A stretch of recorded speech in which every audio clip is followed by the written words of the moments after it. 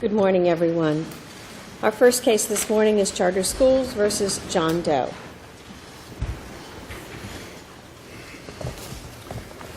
May it please the Court. My name is Peter Webster. My partner, Christine Davis-Graves, and I are here on behalf of the appellants, Charter Schools, seeking review of an order denying a motion to dissolve writs of garnishment that were issued before a money judgment in plaintiff's favor became final for purposes of appeal. Mr. Webster, would you like to reserve some time for rebuttal? I'm going to try to reserve about 2 minutes, if I may. Thank you. Mr. Webster, I want to ask you a couple of questions. Okay? First, is there a way to transfer the amount that's presently frozen to the bond?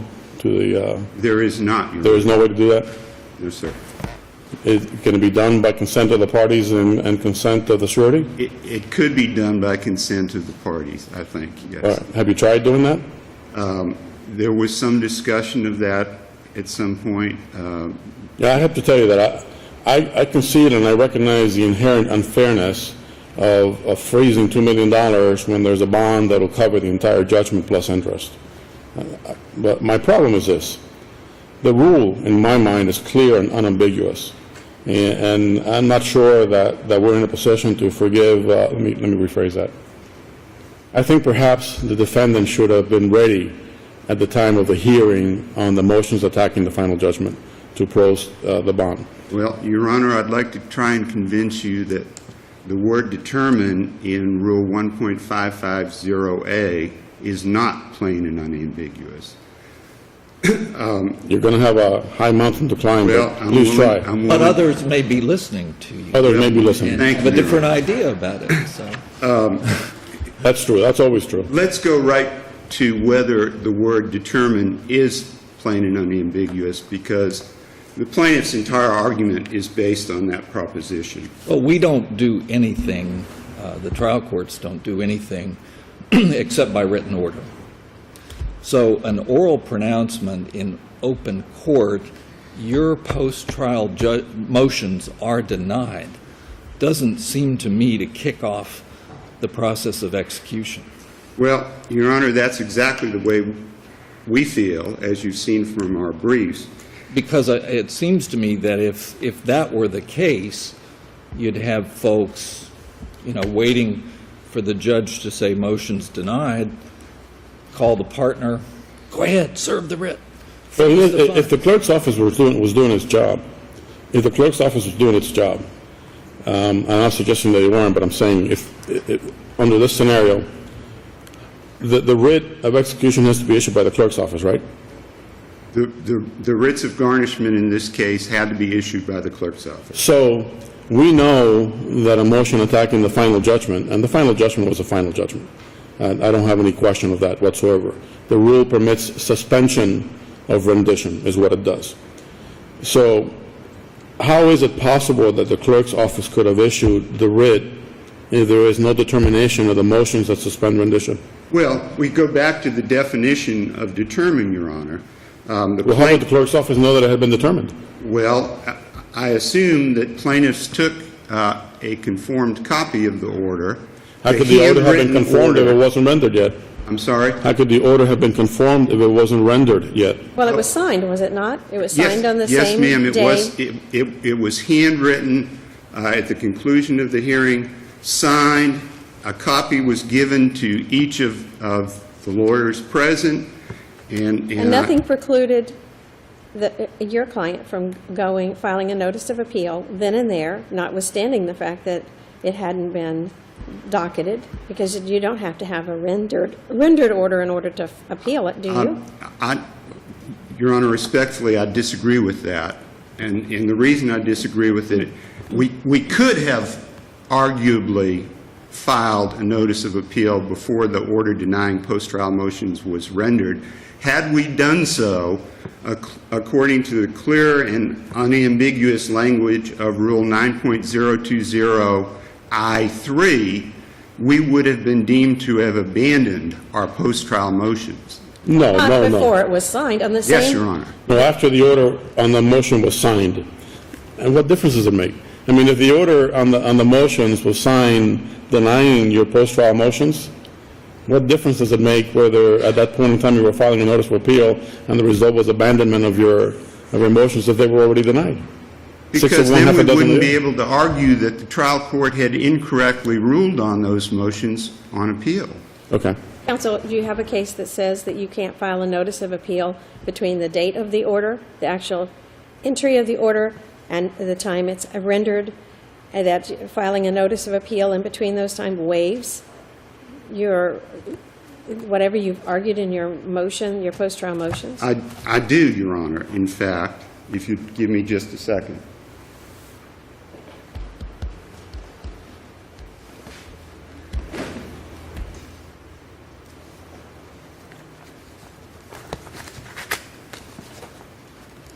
The case, Your Honor, is in re forfeiture of $104,591 in U.S. currency.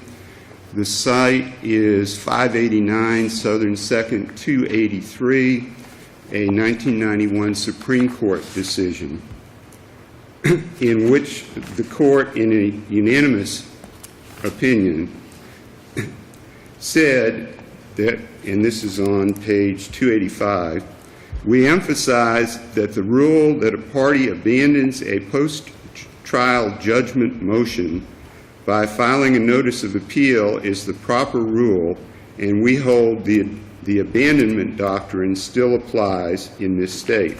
The issue in the case, it was a criminal case, but the issue in the case was whether you were deemed under Rule 9.020 to abandon your post-trial motions if you filed a notice of appeal before they were ruled on. Well, that's totally different from the question I asked. It's clear that when you have a post-trial motion pending and you file your notice of appeal, that you've abandoned your post-trial motion. The question is, once the post-trial motions have been heard by the trial judge and has entered a signed order, whether filing an immediate notice of appeal abandons what the trial judge has already ruled on because you didn't wait for it to be docketed by the clerk and therefore rendered under 9.020. Well, Your Honor, you know, in pretty clear language, Rule 9.020 I3 says if such motion or motions, talking about post-trial motions, have been filed and a notice of appeal is filed before the filing of a signed written order disposing of all such motions, all motions filed by the appealing party that are pending at the time shall be deemed abandoned. And I don't think the language could be any clearer than that. The order denying the post-trial motions must be filed. If it hadn't been filed, you're deemed to abandon the post-trial motions, and therefore you've waived your right to appeal them. Now, in your notice of the supersedious bond, you said, you know, we're either filing a notice of appeal or we expect to file a notice of appeal. So why would you have been precluded from getting the bond prior to filing the notice of appeal, Well, once that order was determined? Your Honor, first of all, as we explained in our briefs, that language is used in an abundance of caution in case, as happened in this case, the notice of appeal is filed a few minutes after the supersedious bond by the clerk. It was about 3 or 4 minutes difference here. But it's fairly clear, and in fact, we believe the Second District East Avenue decision that came out earlier this year stands for the proposition that until a final appealable order has been rendered and the other party, the judgment debtor, can file a notice of appeal, they can't file a supersedious bond. You know, the problem with East Avenue is that I think it has very little to do with this case. The East Avenue is about a final judgment with executable language and the final judgment rendered prior to the conclusion of the case, meaning that other counts and other defendants are proceeding, perhaps. And The that's the facts problem are in that different, case. Your Honor. Yeah.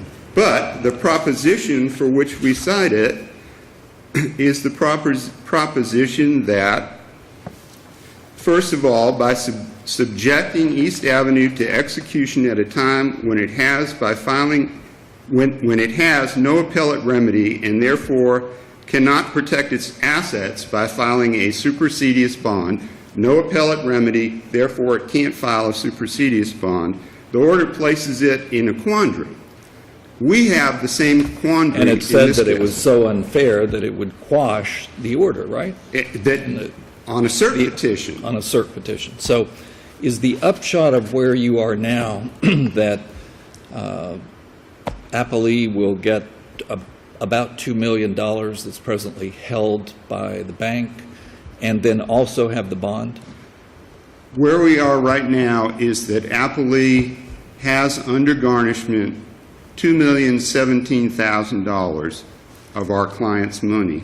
In addition to that, they have a supersedious bond for roughly $5.75 million. The full amount of the judgment. Plus interest for 2 years. Yes, sir, that's correct. But the distribution of that $2 million has been frozen, right?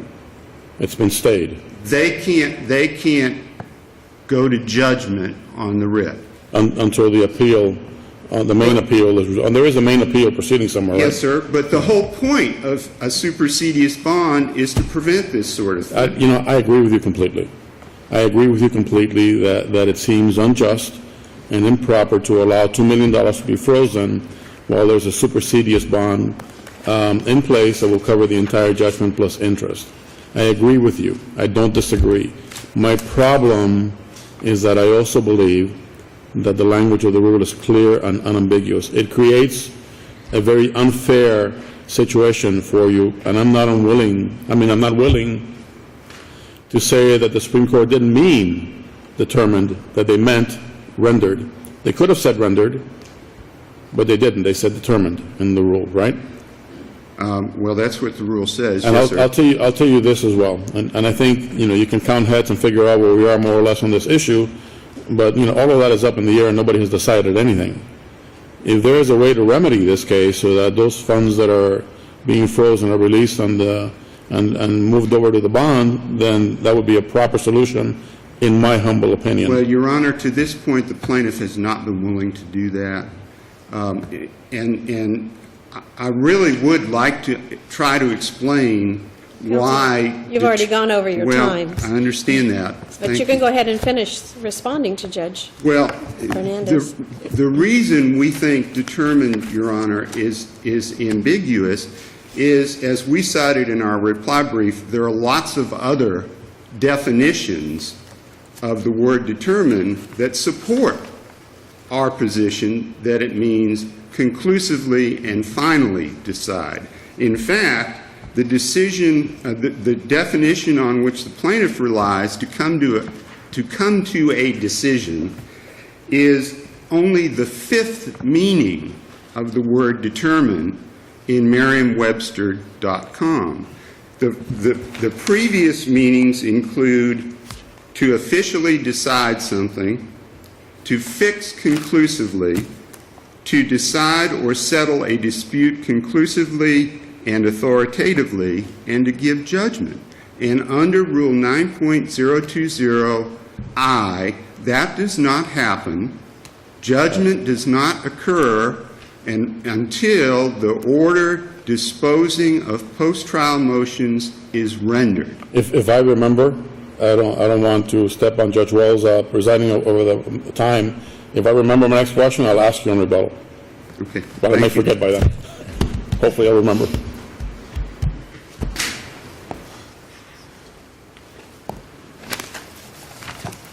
Good morning. Jeff Herman from Herman Law. May it please the Court. First, let me address this whole equity issue that Your Honors have all raised. Well, I think I raised it, but I don't know that we all raised it, but go ahead. Well, it's a concern, and it's an issue. But Why shouldn't you release the funds that are being frozen to the bond? well, the remedy How is are you damaged? well, the remedy is that the supersedious bond should be reduced by the $2 million. No, I don't think that's the remedy at all. I think the remedy is that you should release those funds to the bond. Well, my client's in a better position holding cash than the supersedious bond. Why? Because Why? a supersedious bond is an insurance. I mean, It's insurance. insurance, you But win it's here. present money. You want present money, and you What? don't mind if you cripple the operations of the charter school. Absolutely, I don't. I represent a child who's been sexually abused. My client is in a slightly better position by having $2 million in cash frozen versus a supersedeas bond, which is a signature of an insurance company. If the insurance company goes out of business in 2 years, then my client's left without potentially being able to collect on his judgment. Otherwise, if it doesn't, it's a very happy event because you're going to get paid. Well- I mean, the supersedeas bond is wonderful. I mean, I'd like to get paid now. My client has a final judgment. There's been a determination. They owe my client the money. The only reason they're not paying the money now is because they're exercising their right to file an appeal. Do you agree that if we determine that the word determine in this context is the same as rendered, do you agree that if we decide that, that's the end of it, you jump the gun? Yeah, if the rule said I could not execute until it was rendered, If the if word that's what that meant. rendered, if the word rendered had been in 1.550 instead of determined, then you would agree or you would have released funds. Clearly, I would have no right. I mean, and Your Honors, we're subject to the laws, though. We're subject to the rules. And there is no ambiguity about the word determination. In fact, the definition of rendering under the appellate rules includes filing and recording an order. An order is defined as a determination by the court. It doesn't use the word determination, but let me just pull that. Order is a decision by the court. I don't think they can make an argument that there was not a decision. And I think the confusion is Well, that... I think the distinction that's being drawn is there was a signed order on the 9th, which was the day that the order was orally announced. There was a signed order that day. Is that correct? Yes. So in order to get a writ of garnishment, someone had to take that signed order down to the clerk, Yes. correct? So was it filed on that day with the clerk? Was a copy given to the clerk on that day? No. What had it... Was that part of the... If it was necessary for us to have the order rendered before we executed, we would have filed the order. No. The No, question that was is, my question. did you give the order to the clerk so that they could issue the writ? No, we didn't need to. Under the rules, Then we the clerk just... shouldn't have issued a writ. No, the clerk... The clerk did not have an order disposing of the motions attacking the judgment. They should not have issued a writ. With all due respect, that's incorrect, Your Honor. The way it works is that the final judgment was issued on April 23rd. It was recorded on April 25th, meaning it was rendered. Right. Potentially, the judgment became appealable at that point. The appellants elected to file post-trial motions. Which Post-trial postponed motions finality? Which postponed finality? Suspends rendition. Right. does two things. It's considered to be a rendering toll, meaning that their time for appeal has been told. It also is an automatic stay of execution. That automatic stay of execution expires once the post-trial motions are determined. Right. Determination occurs when the judge issues the order on the What post-trial if the motion. judge changes his or her mind between an oral pronouncement and having the order filed? Well, if this were only an oral pronouncement here, they might have a different argument. It's not the facts here. She Things do signed not happen on oral pronouncements, do they? It's when orders are filed. No, well, between filing and an oral, there's the signature.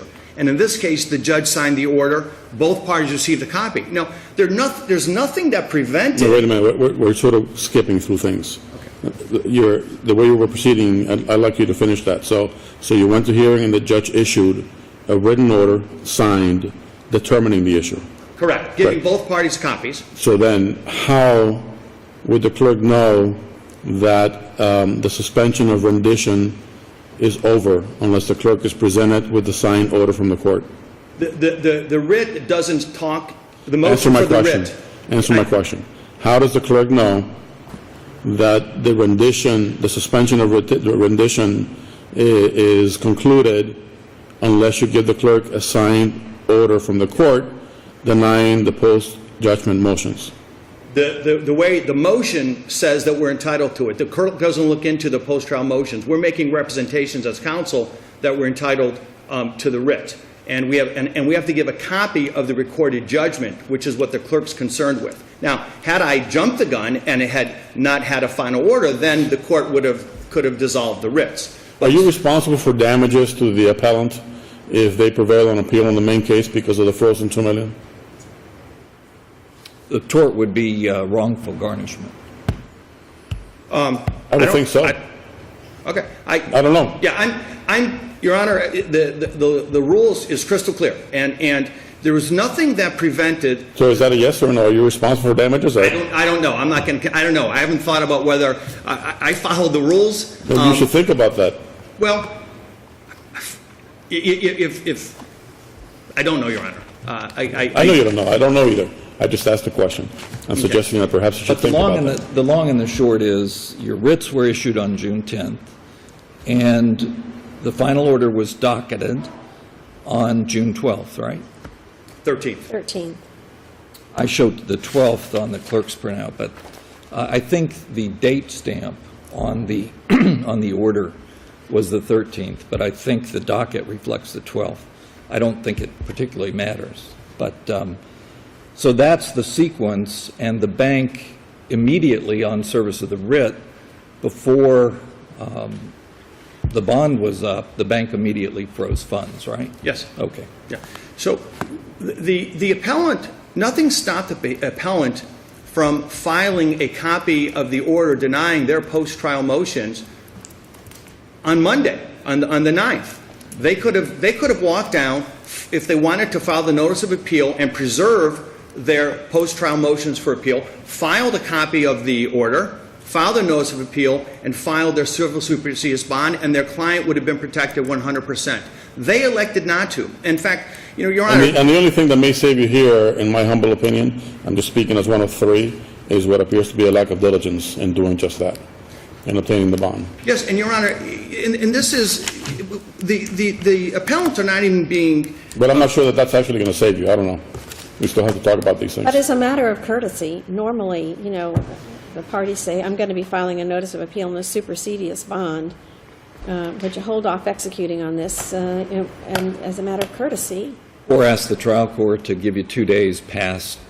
All right, Your Honor, as a matter of courtesy, I represent a 7-year-old boy who was sexually assaulted because of their client's negligence. But he's no less sexually assaulted between 6/9 and 6/13. No. He's still sexually assaulted, and if the supersedeas bond had been filed a couple of days earlier, that's not going to change. Right. I took an advantage of an opportunity to zealously represent my client and put him in a better position to collect on his judgment. That's what I'm supposed to do as his lawyer. It's not about courtesy. And in fact, the appellants. I don't fault you for doing what you did, but I suspect that they should have contacted you and said, look, we're getting a supersedeas bond to appeal this. Would you mind waiting? Did that happen? No. In fact, on Friday, Your Honor. I don't fault you for doing your job. Okay, thank you. On Friday, when they filed their emergency motion to dissolve the writ, they weren't even aware, the appellants, of this issue that the order had not been filed with the clerk. Their motion that they filed on Friday alleged two things, and it's part of the record, two bases to dissolve the writ. One is that they claimed they thought that the order was entered into the court on June 10th. That's what they said in their emergency motion. And they said, but the trial court should dissolve the writ because, number one, they did not have a reasonable time to secure their bond, and number two, I didn't call them ahead of time and let them know I was going to issue the writs of garnishment. Frankly, Your Honors, I think the calls should come from the other side. I understand. I was actually moving forward to go in and repossess their furniture and equipment of the office. Another day, and I had a sheriff showing up at the headquarters to grab possession of their furniture. I'm going to do everything I can in my right to protect my client's right and secure this judgment. And that's all that I've done. And they should do the same for their client. Absolutely. And in conclusion, you would ask us to abide by the law, abide by the plain meaning of the rules, which says that the stay of execution. Counsel, we always abide by the law. What do you want us to do in the case? The short answer is affirm, right? Counsel, you would ask Short us to answer is affirm, right? Affirm, thank you. Thank you, counsel. 2 minutes, Mr. Webster. Thank you, Your Honor. First, I remember the question. Sorry. Unfortunate. And if you talk anymore, I'll forget it again. So are you entitled to damages if you prevail on appeal in the main case? I'll A wrongful garnishment action involves malicious intent, and unless we could prove that this was malicious, I think we would not be entitled to damages. There seems to be some misunderstanding about whether, in fact, we were not as diligent as we might have been going about protecting our clients' rights. First of all, Your Honor, under Rule 9.110, we could not file a notice of appeal until the final order was rendered. And under 9.20, that's not rendered until an order disposing of all authorized timely motions, post-trial motions, is rendered. That happened on June 13th, and I think, Your Honor, that the date on that the clerk stamps it in as filed is controlling. Is dispositive. Yeah, the last printout. We could not have filed a notice of appeal until June 13th. We could not, we submit, have posted filed a supersedious bond before June 13th. Why not? Well, for one thing, we represented that the clerk of Miami-Dade County will not accept a supersedious bond Is unless there any evidence in the record they to don't support that? dispute it, Your Honor. Is there any evidence in the record? There's evidence not, in the Your Honor, record, but they don't dispute it. but it's just argument. Well, What the lawyers say is not evidence. Is there any evidence in the record that the They- clerk's office will not accept? Your Honor, there is not a record. We're here on an appendix. Right. And, you know, all I can tell you is that that's the practice in every circuit court in the state. Finally, I want to point out that if you adopt the interpretation, the construction of determine that plaintiff is urging you to adopt, the result will be, for instance, in a case where a court announces its ruling on post-trial motions, signs the order, hands it to her JA, the JA gives copies to the parties, puts the order in her outbox to go to the clerk's office, and it doesn't get there until the next day, the plaintiff can go down and have writs of execution issued before the defendant can file a notice of appeal and post a supersedious bond. Could you have done this? Could you have contacted your surety, prepared to get the supersedious bond, at the conclusion of the hearing said, Judge, may I have the original to file it downstairs now? Take it down there, get your supersedious bond, file it, and be protected. Could you have done that? Two answers to that, Your Honor. First of all, It depends on the judge. first of all, I'm not aware of any clerk in the state who will accept something designated order that's handed to them by a lawyer for good reason. And secondly, Your Honor, you know, frankly, this sort of thing happens all the time. And here's the strongest part of your position as I view it. It seems impermissibly unjust for the clerk to be able to issue a writ on a conformed copy and not be able to accept a supersedious bond on the same conformed copy, right? I think, Your Honor, that's exactly right. But that doesn't change the meaning of the word determined in the rule. So if that is the case, and if by some quirk of fate, three of us agree that the rule is unambiguous, how do we correct this problem? The unjustness of the clerk being able to issue the The writ? Rules Committee would have something together in 3-4 years. Your Honor, all I can tell you is given all of the different definitions of determine, it has to be ambiguous. That's why we're here arguing about whether it's the equivalent of rendered or not.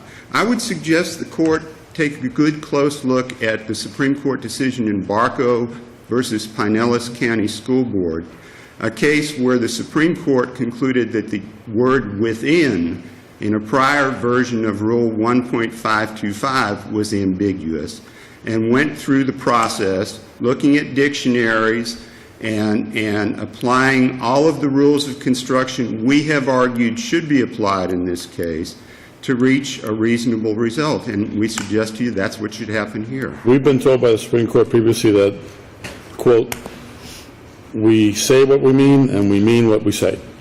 And I think they meant what they said in Barco. And in conclusion, you would ask us to? In conclusion, Your Honor, we would urge you to reverse the order denying the motion to dissolve the writs and remand with directions that they be dissolved. Thank you. Thank Thank you. you both.